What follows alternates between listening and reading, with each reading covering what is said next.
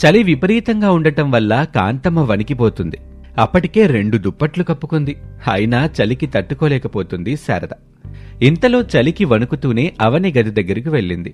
గదిలో అవని గుర్రు పెట్టి నిద్రపోతుంది. అమ్మా అవని, అవని, అబ్బబ్బబ్బా, రాత్రి కూడా ప్రశాంతంగా నిద్రపోనివదు. ఏంటో నా కర్మ. చెప్పండి అత్తయ్య, ఏమైంది? అమ్మా, చలి ఎక్కువగా ఉంది, నా వల్ల అవ్వట్లేదమ్మా. నీ దగ్గర కప్పుకోవడానికి దుప్పటి ఏమైనా ఉందా అమ్మా? అది కప్పుకుని పడుకుంటే కాస్త చలైనా తగ్గుతుందని నాకు అనిపెత్తంది. అయ్యో అత్తయ్య, నా దగ్గర ఒకటే ఉంది, దాన్ని నేను నా భర్త ఇద్దరం కప్పుకుని పడుకుంటున్నాం. ఓ పని చేయండి, అంజలి అక్క గదిలో 2 దుప్పట్లు ఉండడం నేను చూశాను, వెళ్ళి అడగండి అత్తయ్య. సరేనమ్మా. అలా అవని తలుపులు వేసుకోగానే శారద సరే అని చెప్పి మరో గదిలో నిద్రపోతున్న అంజలి దగ్గరికి వెళ్తుంది. అత్తయ్య, నాకు కూడా చలి ఎక్కువగానే ఉంది, అందుకే 2 దుప్పట్లు వేసుకుని పడుకున్నాను. ఒక పని చేయండి అత్తయ్య, మీరెళ్ళి అనామిక అక్కని అడగండి, తన దగ్గర ఖచ్చితంగా 2-3 దుప్పట్లుంటాయి. అలాగేనమ్మా. అలా అనుకుంటూ అనామిక గది దగ్గరికి వెళ్తుంది శారద. అక్కడికి వెళ్లేసరికి అనామిక గదిలో నుంచి బయటకొస్తూ ఉంటుంది. తన అత్తగారు శారదను చూసి, ఏంటత్తయ్య, మీరింకా పడుకోలేదా? ఏమైంది మీకు? అమ్మా, నాకు చలిగా ఉందమ్మా, నిద్ర పట్టట్లేదు, చలి కొనుక్కుపోతున్నాను, అందుకే నీ దగ్గర దుప్పట్లున్నాయేమోనని అడుగుదామని వచ్చాను. సరే అత్తయ్య, నా దగ్గరైతే ఒక్క దుప్పటి కూడా లేదు, దాని గురించి వదిలేయండి. మీకు ఇప్పటికిప్పుడు చలిని పోగొట్టేందుకు ఏదో ఒకటి చేయాలి. ముందైతే వంటగదిలోకి వెళ్దాము, పదండి. అలా అనుకుంటూ అనామిక తన అత్తగారు శారదని వంటగదిలోకి తీసుకుని వెళ్తుంది. నీళ్లలో యాలకులు వేసి ఆ నీటిని బాగా మరిగిస్తుంది. ఆ నీటిని గోరువెచ్చగా తన అత్తగారికి ఇస్తుంది. ఇది తాగారంటే ఈ చలి తీవ్రత కాస్త తగ్గుతుంది, తాగండి అత్తయ్య, నేను తాగుతాను. అట్టాగే అనామిక. అలా ఇద్దరూ తాగిన తర్వాత చలి కాస్త తగ్గినట్టుగా అనిపిస్తుంది వాళ్ళిద్దరికి. ఇక ఎవరి గదుల్లోకి వారెళ్ళి పడుకుంటారు. మరుసటి రోజు తన 3 కోడలని పిలుస్తుంది శారద. చూడండమ్మా, చలికాలం కదా, ఈ చలి రోజు రోజుకి చంపేస్తుంది. దాని తీవ్రత ఎక్కువడం వల్ల నేను చలికి తట్టుకోలేకపోతున్నాను.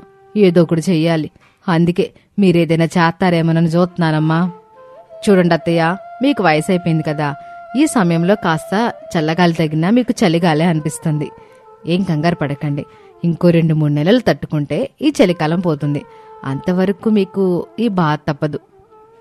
అత్తయ్య, మీరొక పని చెయ్యండి, అలా చేశారనుకో మీకు చలి ఇబ్బందే ఉండదు. ఏంటమ్మా పని? మీరు రాత్రంతా మేలుకొనే ఉండండి, ఉదయం అంతా నిద్రపోండి. ఈ చలికాలం పూర్తయ్యే వరకు మీరిలా చేశారనుకోండి, ఈ చలితో మీకు ఏ సమస్య రాదు. నేను చెప్పింది బాగుంది కదా, ఏమంటారు? చాలా చక్కగా చెప్పేవమ్మా, కానీ నేను అట్ట చేయలేను, అలవాట్లేని పని కదమ్మా, అది చేయడం కాస్త కష్టమే తల్లి. నేను చాలాసేపు ఆలోచించి ఒక మంచి సలహా ఇస్తే మీరిట్లా చేస్తారని అనుకోలేదు, అందుకే మీకేం చెప్పకుండా మౌనంగా ఉండడం మంచిదని నాకు అనిపిస్తుంది. అంత కోపం వద్దులేమ్మా, నేనేం చెబుతున్నానంటే. అలా శారద మాట్లాడేసరికి అక్కడి నుంచి అంజలి అలిగి వెళ్ళిపోతుంది. అవని కూడా మొహం తిప్పుకుంటూ వెళ్ళిపోతుంది. వాళ్ళిద్దరినీ చూసి శారద కాస్త బాధపడుతుంది. ఇక అక్కడే ఉన్న అనామిక మాత్రం తన అత్తగారి దగ్గరికి వెళ్లి, చూడండి అత్తయ్య, మనం ఏం చేసినా ఈ చలి నుంచి తప్పించుకోలేం, అందుకే కాస్త కొత్తగా ఏదైనా చేయాలి. ఈ భూమిపై మీరెక్కడున్నా చలికాలం అయితే చలికి ఇబ్బంది పడకుండా తప్పదు. మరైతే ఏదో ఒకటి ఆలోచించమ్మా. ఈ ఇంట్లో నా గురించి ఆలోచించే వాళ్ళెవరూ లేరు, నేను చాలా ఇబ్బంది పడుతున్నాను. ఎముకలు కొరికి ఈ చలిలో తట్టుకోవడం కాస్త కష్టంగానే ఉంది తల్లి. నా సమస్యని మాటల్లో చెప్పలేను, దయచేసి అర్థం చేసుకో. ఏదో ఒకటి నువ్వు చేసి నన్ను ఈ చలి బారి నుండి కాపాడు. అత్తయ్య, ఒకరోజు ఆగండి, ఈలోపు నేనేదో ఒకటి చేస్తాను. అలా అనామిక తన అత్తగారి కోసం ఆ రోజంతా బాగా ఆలోచిస్తుంది. ఆ రాత్రి అనామికకు ఒక చక్కటి ఆలోచన వస్తుంది. అదే అండర్ గ్రౌండ్ గది. తన ఇంట్లోనే ఒక గది కింద అండర్ గ్రౌండ్ గదిని ఏర్పాటు చెయ్యాలని అనుకుంటుంది అనామిక. ఇక మరుసటి రోజే ఆ పని పూర్తి చేస్తుంది. అండర్ గ్రౌండ్ గదిని ఏర్పాటు చేయటంతో శారదకు చెప్పలేనంత ఆనందం వేస్తుంది. అమ్మా అనామిక, నా కోసం చాలా గొప్పగా ఆలోచించో. ఈ అండర్ గ్రౌండ్ గదిలో ఉండడం వలన చాలా వెచ్చగుందమ్మా, చలి బాధే లేదు, ఇక్కడ దుప్పర కూడా అవసరం లేదు. ఇప్పుడు నేను సంతోషంగా ఉండగలుగుతున్నానమ్మా, ఇదంతా నీ వల్ల అయ్యింది. అత్తయ్య, మిమ్మల్ని సంతోషంగా చూడడం నా బాధ్యత. మీరు ఆనందంగా ఉంటే మేం కూడా ఆనందంగానే ఉంటాం.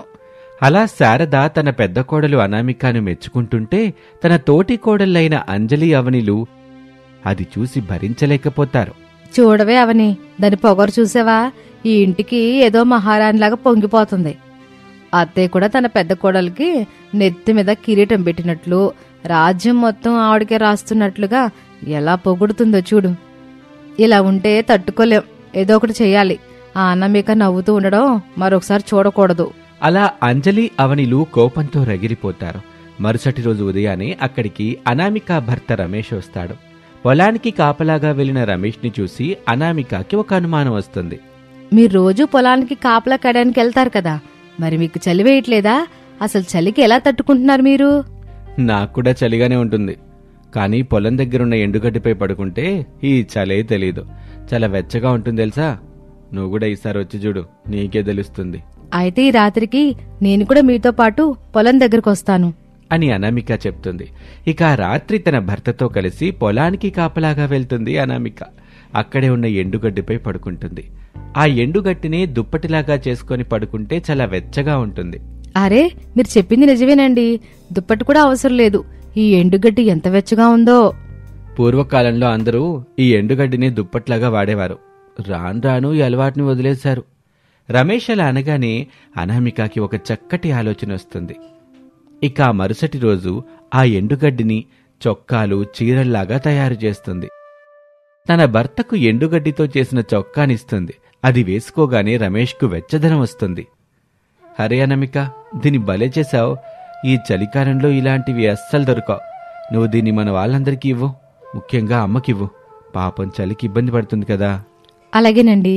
ఇప్పుడు నేను ఈ చలిలో ఈ ఎండుగడ్డితో చేసిన బట్టల్ని అమ్మాలి అనుకుంటున్నాను. శభాష్ అనామిక, మంచి ఆలోచన చేశావు. అలా తన భర్త కూడా ఒప్పుకోవటంతో అనామిక ఆ ఎండుగడ్డితో బట్టలు తయారు చేయటం మొదలు పెడుతుంది. ఆ బట్టల్ని తక్కువ ధరకే అమ్ముతుంది.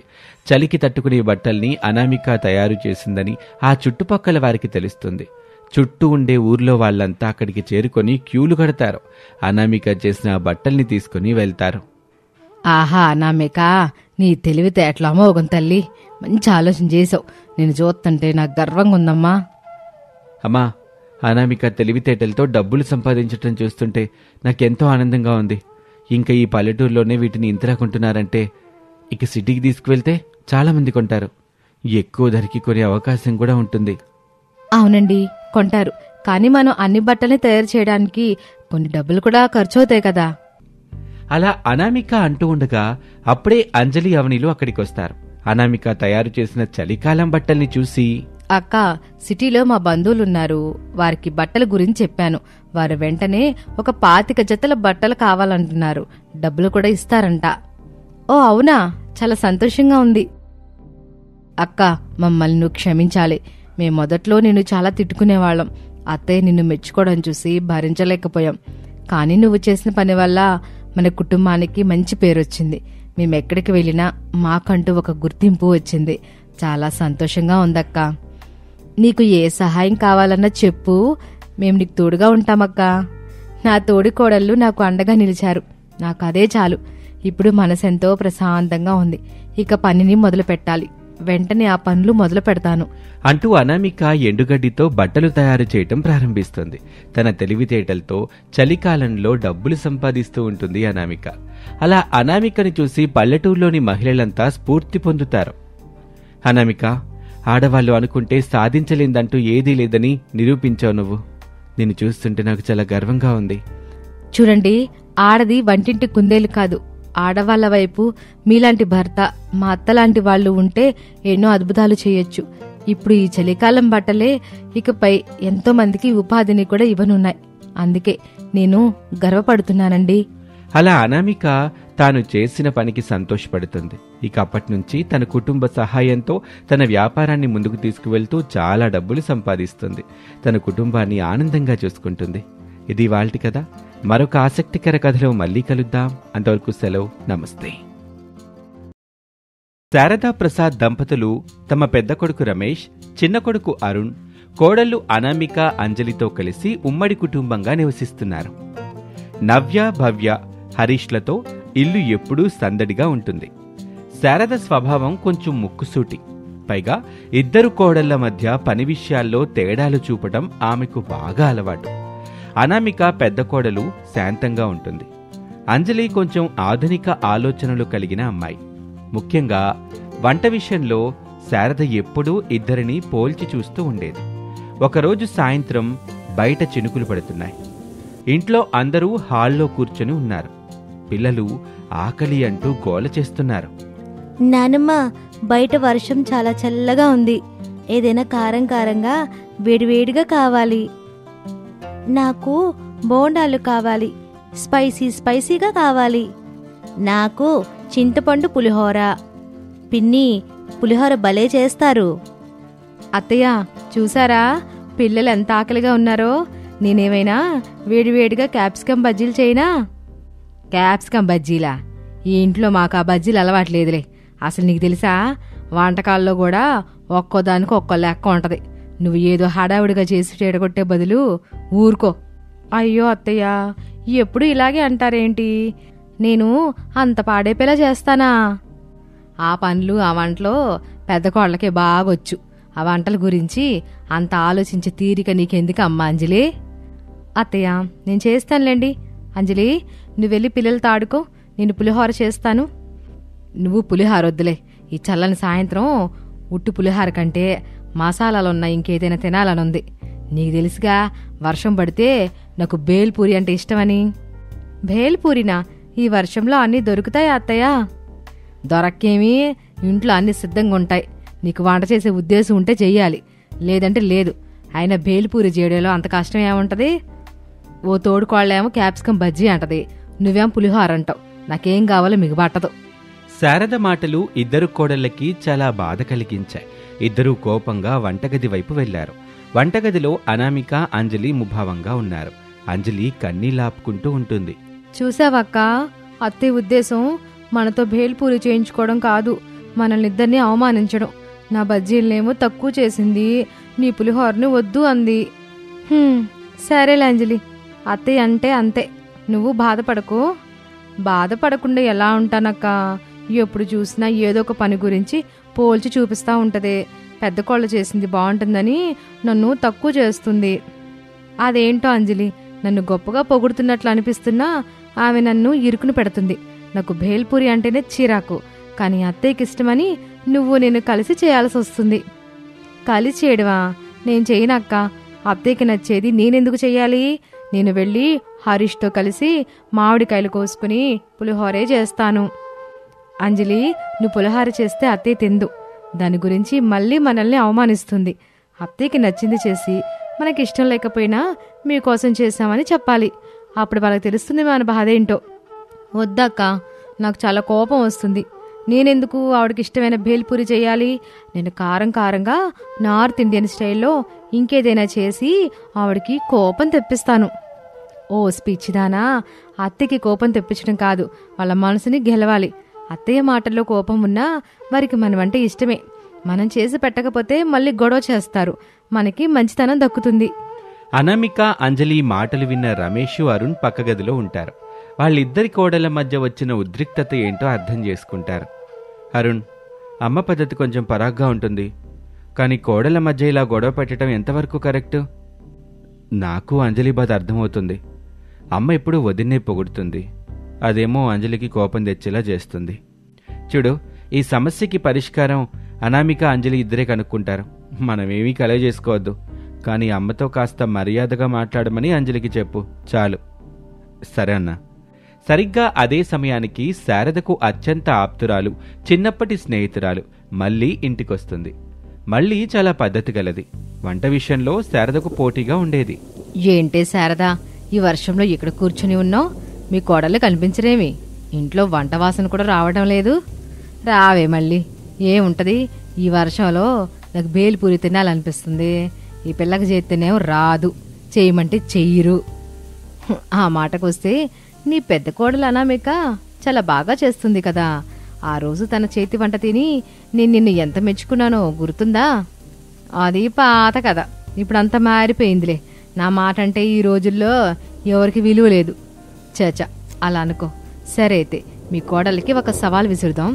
ఈరోజు తోడి కోడళ్ళ భేల్పూరి కాంపిటీషన్ పెడదాం. ఎవరు గొప్పగా చేస్తారో చూద్దాం. వాళ్ళ గొడవలు పడకుండా ఉంటే అదే 10,000. మళ్ళీ శారద వీళ్ళిద్దరి సంభాషణ అనామిక అంజలి విని షాక్ అవుతారు. మళ్ళీ వెంటనే వంటగదిలోకి వెళ్లి ఇద్దరినీ దగ్గరగా తీసుకుంటుంది. అనామిక, అంజలి వినండి. శారద మాటలు పట్టించుకోకుండా మీరిద్దరూ కలిసి ఒక మంచి పని చేయండి. ఒకే పేరుతో 2 రకాల భేల్పూరి చేయండి. ఆవిడిష్టం గురించి ఆలోచించకండి. మీ ఇద్దరిష్టంతో ఒక మంచి స్నాక్ తయారు చేయండి. అవునక్క, ఈ ఛాలెంజ్ మనం తీసుకుందాం అక్క. సరే అంజలి, కానీ మనం అత్తయ్య కోసం భేల్పూరి చేస్తున్నామంటే అది వాళ్ళ మనసుకి నచ్చేలా ఉండాలి. వద్దక్క, అత్తయ్యని సంతృప్తిపరచడం నా వల్ల కాదు. నా కోపం తగ్గించుకోవాలంటే నేను నా ఇష్టమైన మసాలాలు వేసి నోరూరే విధంగా చేస్తాను. నువ్వు నీ స్టైల్లో చెయ్యి. అదేంటంజలి, మీ ఇద్దరి ఈగో వల్ల ఈ కుటుంబంలో ఇంకా గొడవలు పెరుగుతాయి. మనం గొడవలు పడకుండా అత్తయ్య మాటలను పక్కన పెట్టి మనిద్దరి బంధాన్ని బలంగా పుంజుకుందాం. నా కోసం నువ్వు నన్ను వదిలేకక్కా. ఈసారి నేను కూడా నీతో ఉండాలి. సరే చెల్లి, ఇద్దరం కలిసి ఒకటి చేద్దాం. అదే తోడికోడల భేల్పూరి. ఆ నిర్ణయంతో వాళ్ళిద్దరూ వెంటనే పని మొదలుపెట్టారు. అనామిక ఆ రోజు శారదకు ఇష్టమైన సాంప్రదాయక తియ్యటి పుల్లటి భేల్పూరి కోసం అన్నీ సిద్ధం చేసింది. అంజలి మాత్రం కొత్తగా ఘాటైన మసాలాలతో పైన చీజ్ వేసి ఫ్యూజన్ భేల్పూరిని సిద్ధం చేసింది. రమేష్, అరుణ్ పిల్లలు హాల్లో కూర్చొని వంటగది వైపు ఆసక్తిగా చూస్తున్నారు. ఇంతలో అనామిక, అంజలి 2 పెద్ద పాత్రల్లో భేల్పూరి తీసుకుని వస్తారు. ఆ వర్షాకాలంలో చల్లదనంలో ఆ భేల్పూరి వాసనలు ఇల్లంతా వ్యాపించాయి. శారద ఆ వాసన చూసి, ఆహా, భేల్పూరి వాసన చాలా బాగుంది. శారద చూడు, మీ కోడలిద్దరూ వేరువేరు రకాలుగా చేశారు. అత్తయ్య, ఇది మీకిష్టమైన పద్ధతిలో చేసిన సాంప్రదాయక భేల్పూరి. అత్తయ్య, ఇది నాకు కొత్త ప్రయోగం, స్పైసీ ఫ్యూజన్ భేల్పూరి. ఏంటే, నాకిష్టం లేనిది కూడా పక్కన పెట్టారా? నేనేం తిన్నాం. ప్లీజ్ అత్తయ్య, నా కోసం కొంచెం తినండి. మీకు తెలుసు కదా నాకు వంట చేయడం అంటే అంతగా రాదని. ఇది నేను చేసిన తొలి ప్రయత్నం. మళ్ళీ ఆంటీ చెప్పిన మాట విని చేశాను. అత్తయ్య, ఇద్దరిలో ఏదో ఒకటి తీసుకుని తినండి. శారద కొంచెం సేపు ఆలోచించి మళ్ళీ వైపు చూస్తూ, సర్లే, ఇద్దరు చేసినప్పుడు ఇద్దరిని గౌరవించాలి కదా. నేను ఒక్కొక్క దాంట్లో కొంచెం కొంచెం తింటాను. శారద ముందుగా అనామిక చేసిన సాంప్రదాయక భేల్పూరిని తీసుకుని తింటుంది. అబ్బో, దీని రుచిలో ఎట్టాంటి లోపం లేదు. నీ చేతి వంట ఎప్పుడు ఇంతే అనామిక, నాకిష్టమైన రుచిది.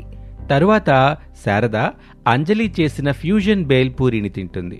అంజలి, అనామిక ఇద్దరూ ఉత్కంఠగా చూస్తూ ఉంటారు. ఏంటే ఇది అంజలి, కొంచెం ఘాటుగా ఉంది, కానీ రుచి అద్భుతంగా ఉందిలే. ఇంత కొత్తగా ప్రయత్నం చేశావే?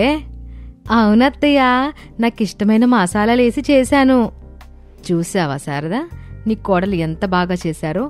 ఇద్దరూ వేరువేరు రకాలుగా చేసినా అంతిమంగా నీ ఆకలిని, నీ సంతోషాన్ని దృష్టిలో ఉంచుకున్నారు. అవును, మళ్ళీ నేనే జన్మలో చేసుకున్న అదృష్టం.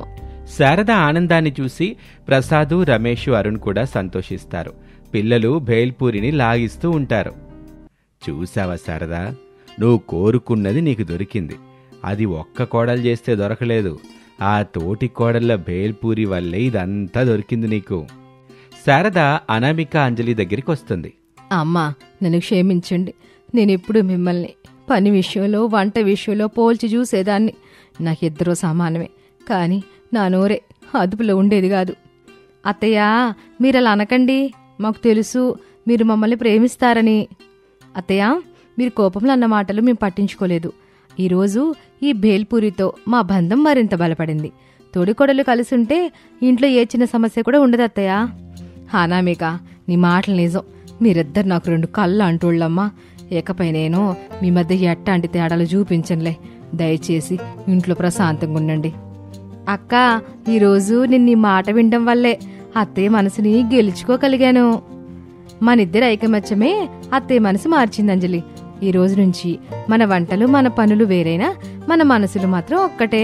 ఆ రోజు నుంచి శారద ఇద్దరు కోడళ్ళని సమానంగా చూసుకోవటం మొదలుపెట్టింది. అనామిక, అంజలిల మధ్య ప్రేమ, గౌరవం మరింత పెరిగింది.